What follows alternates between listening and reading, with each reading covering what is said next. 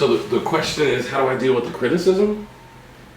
I mean, these days it's easy for me to be honest with you. Like, I just have to remind myself that I really think this is my purpose. Like, this is my reason for being here, doing what I'm doing. Like, this is everything to me. You know, I always think back to my childhood. When I was about 10 years old, I had a moment that like completely changed my life in the most positive and amazing ways. A lot of people don't know this about me, but I grew up, most of my childhood, I was phenomenally anxious, right? I was like incredibly depressed and like seriously suicidal. I mean, to the point of like, people should have been real concerned about me.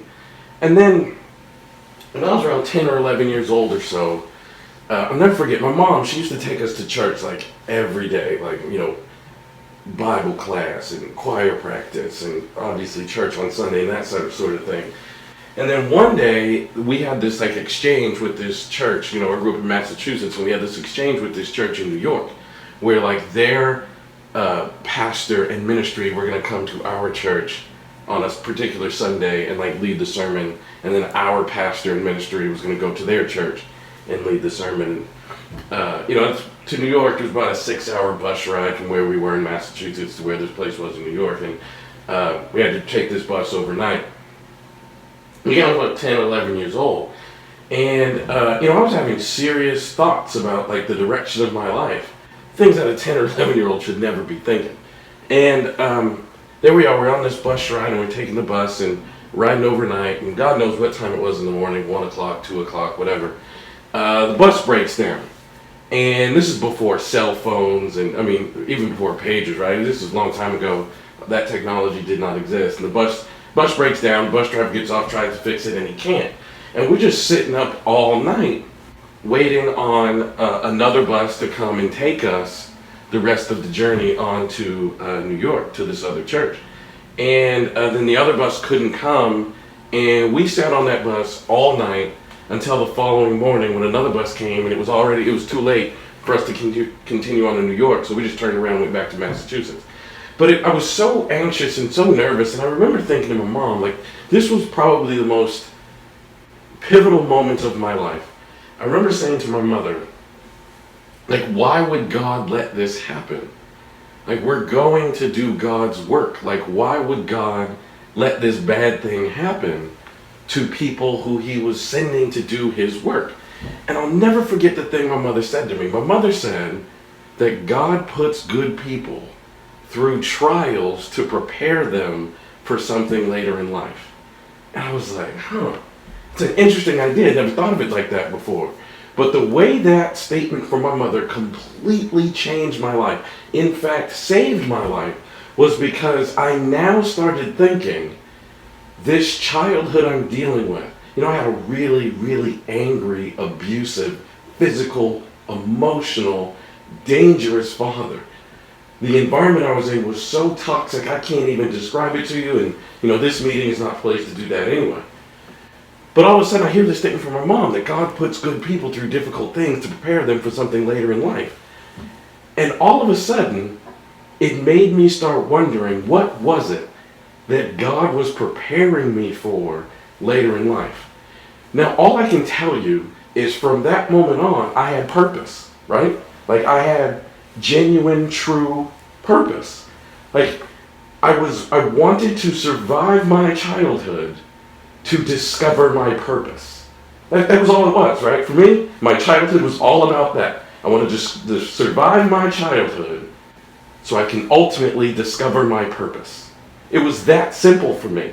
It was that easy for me. That was it.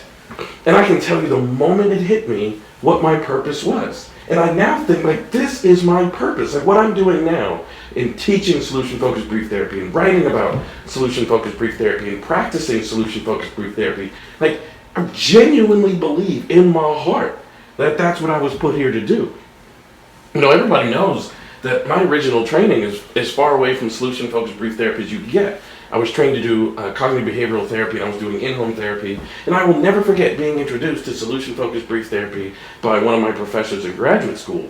And I went to this one kid's house. Like, I will never forget the first client I ever asked about a preferred future. The first time I ever, and kind of bumblingly so, right? But the first time I ever asked these sorts of questions to a client, I went to a client's home. It was a mom, and she had a son that was diagnosed with oppositional defiant disorder.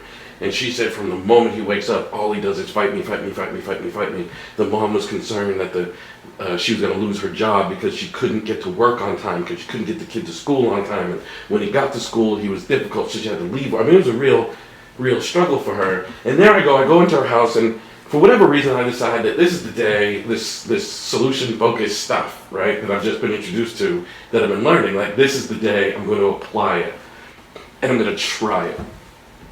And I asked the mom, with the kid there, the kid must have been about, I don't know, 9 or 10, I guess. And I said, like, suppose something happens tomorrow morning, something changes overnight, and tomorrow morning your son wakes up and, takes a shower on time and has his breakfast on time. How would you respond, and what would you notice, and all those types of questions. And I remember the mom looking at me like I was, crazy, right? Like, you're not doing a treatment plan in the way that I'm used to treatment plans. You're not problem solving in the way I'm used to problem solving. You're not giving me like a parental guide in the way I'm used to getting parental guides. But she answered my questions and went along with this conversation. I remember walking out of that conversation thinking, like, I don't know what just happened, but it felt something, right? Like, it just felt right. It made sense in my head. For the first time, I was doing psychotherapy in a way that just fit with me as a being. But I didn't know if change was going to happen. I remember walking out of that house, walking to my car thinking, I don't know what just happened. But for the first time, I'm doing psychotherapy in a way that just makes complete and total sense in my head. That mom called me the next morning and said, I have no idea how that conversation helped. But this morning, my son got up without me prompting him. He took a shower, ate his breakfast, got his book bag, got on to school, and had a successful day in school. Never forget that. And I remember after that phone call thinking, like, I wonder how many people, like, if people really know about this solution-focused approach. Like, I wonder if people really know that you can talk to people about change, and change will happen. Because the people that were training me didn't seem to know. And now, I've been in this field for such a long time. I really don't think most people know. I really don't think most people believe in it. And I really, really believe I was put here to help change that. I was put here to help impact that. I really do. You guys ask about criticism. Dealing with criticism for anybody, I don't care who you are, it's not easy. But I can tell you, I can handle this. The number one criticism that I hear that gets to me is people criticize things like marketing and like sending out emails and stuff like that. And I can handle that.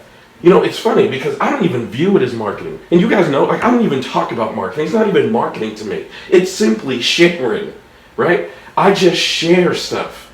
It doesn't matter to me, do people, buy this or buy that or do this or do that. I just share.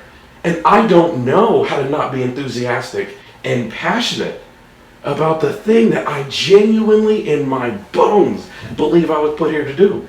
I don't know how to not be passionate about that. I don't know how to not be enthusiastic about that. I genuinely don't know how to not share that.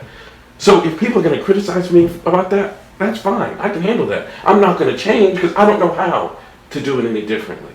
And the simple truth is, if somebody doesn't like getting my emails, they can just click the unsubscribe button. If somebody doesn't like following me on YouTube or Instagram or Facebook or whatever, they can unfollow me. But you can't knock me off of this path. Like, I genuinely believe that this is what I'm supposed to be doing. In my bones, I believe that. So if people are going to criticize me, believe me, y'all, I got it. I can handle that. Let's just keep creating great content. Let's just keep developing great things to share. Solution-focused brief therapy. And if people have something to say, let them say it. I can handle it. So what's next?